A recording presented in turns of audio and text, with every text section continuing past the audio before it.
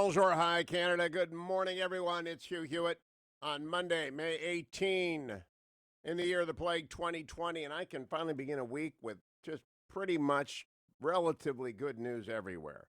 And I mean relatively because we're not going to ever forget the last 9 weeks. But the tide has turned on this virus, at least for what looks like the foreseeable summer. And given science and the success of science over the last couple of weeks, I'm feeling more optimistic about the fall. Where do we stand? Well, 1.5 million cases in the United States, 1,467,000 to be specific. 88,754 people have died in early death because of the virus. So the death toll is 88,754. I've been diving into the statistics this morning, though, and in the week ending May 9th, a week ago, right? So the weekend's on Saturday, and we won't have the CDC data for a few days on last week. But the week ending May 9th, only 2,311 people died. Now compare that to the previous week, 6,464 died. The previous week, 10,760 died. The previous week, 14,077 died. And the week that ended 4/11, that was the worst week of all. 14,287 people died. The first week of a death was February 8th, 2020. And at the end of February, 7 people died. At the end of March, 32 people died. The end of the first week in March, 32 people died. So we went from 32 people dying the week of March 7th to 14,287 people dying the week of March 11th. So that was the week of the month of our plague. And the plague continued to rampage for 4 weeks thereafter. Again, 14,287 died the week that ended 4/11, 14,000 the week of 4/18.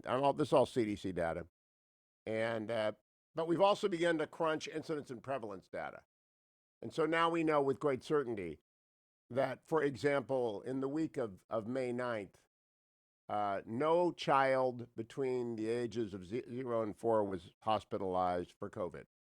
No child was, I want to make sure I get that right. Excuse me, 5 children were hospitalized for the week of May 9th. 5. 13 children in the entire United States under 17, between 5 and 17. So a total of 18 children in the entire United States were hospitalized for COVID that week. In fact, of everyone under the age of 50, only 560 people were hospitalized. Not last week, but the week before last. It has become a disease of the elderly.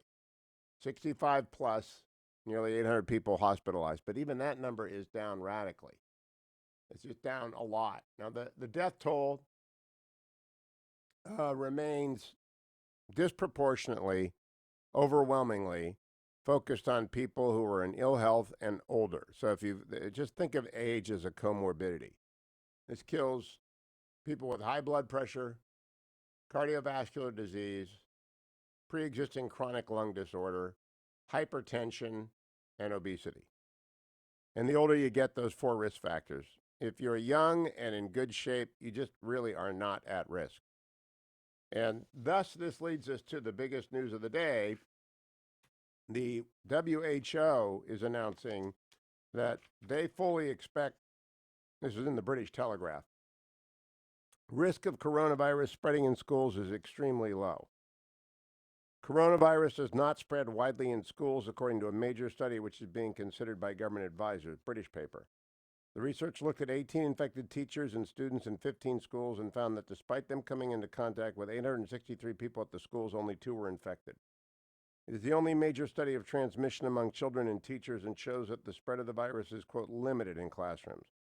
Previous studies have suggested that younger children are likely to only contract a mild form of coronavirus and do not play a major role in the spread of the disease. But this is the first time the spread of COVID has been directly studied in primary and secondary schools. Parents everywhere are saying, oh, now you tell us. But that's great news for the fall, right? That's great news. Meanwhile, Israeli scientists complete the first successful coronavirus vaccine test on rodents. The Defense Ministry-run lab has completed successful coronavirus vaccine trials on rodents. The Israeli Institute for Biological Research hopes to have finished a vaccine in a year, possibly earlier. There are lots of vaccine trials underway in the United States as well. But the really big news came out of San Diego in Sorrento Therapeutics, where on Friday, the shares went up 244% as Sorrento announced that it had developed an antibody that showed 100% inhibition of the COVID-19 virus in preclinical studies. The company said its anti-SARS-CoV-2 antibody ST1-1499 completely neutralized the virus at a very low antibody dose in a lab setting, making it a prime candidate for further testing and development. Sorrento's market value surged from $549 million on Thursday to $2 billion on Friday. They're going to request priority evaluation and accelerated review. Now, we don't know if that's the magic bullet. All I know is that there are real-world, impossible to argue with stats showing precipitous drops in the virus that was expected with the arrival of sunny weather summer and the end of the flu season, which is coterminous with the COVID season, and the entire world science has worked on developing both therapeutics and vaccines, and so things are looking very, very good. Now, let's look at markets in response to this, brought to you by Birch Gold Group. As you know, Birch Gold sponsors the business story of the day every day, and they are primarily concerned with your diversifying your retirement holdings, at least a portion into gold. And so if you want information on how do I do that tax-free, you go to hughgold.com or you send my name, Hugh, to 474747. Text it. All right, text it, HUGH, 474747. And they will either sell you gold if you want, if you go to hughgold.com or text Hugh to 474747, or they will give you the information on how to roll over a portion or all of your IRA, one of your IRAs. If you're like me and you bounce around to 25 different jobs, you got different 401ks in different places and IRAs in different places. And you could take one of those and just roll one of them over into physical back gold. And why do you do that? Well, gold today is at 1771, 1,771. That's way up over the weekend. And I suspect it's going to go higher. Again, I'm not a prophet nor the son of a prophet. It could go back down to 1,400 where it was when I started telling you to do this in December. Because I think the reason it's doing that is there's so much money and stimulus in the system. So much money that as people begin to go back out, and they really are. This is anecdotal evidence is evidence of anecdotes. I know that, so I'm about to give you my anecdotal evidence. Many of you may have noticed that I've not been talking much about the Fetching Mrs. Hewitt for 8 weeks. That's because I've been alone for 8 weeks. Because she had medical problem with her high ankle sprain and was being treated on the West Coast. And so when I came back here to do Meet the Press 7 weeks ago, 8 weeks ago, right after our vacation in Hawaii, the curtain came down. Boom. Week that I was here. No travel. So for 8 weeks, we've been apart. And that's probably why I weigh the least I've weighed since, 35 years ago. And it's also why I'm sick of pizza. And it's also why there's no food in the kitchen. And it's also why all the shutters are closed and the air conditioning's on. And it's also why no one can find a light bulb in the house. It explains many things, but she's back. She made a break for it on Saturday and flew on a nearly empty airplane from LAX.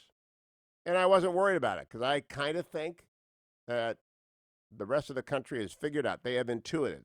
The sunk costs of CDC telling us this are so high that it's prohibiting them from being very candid.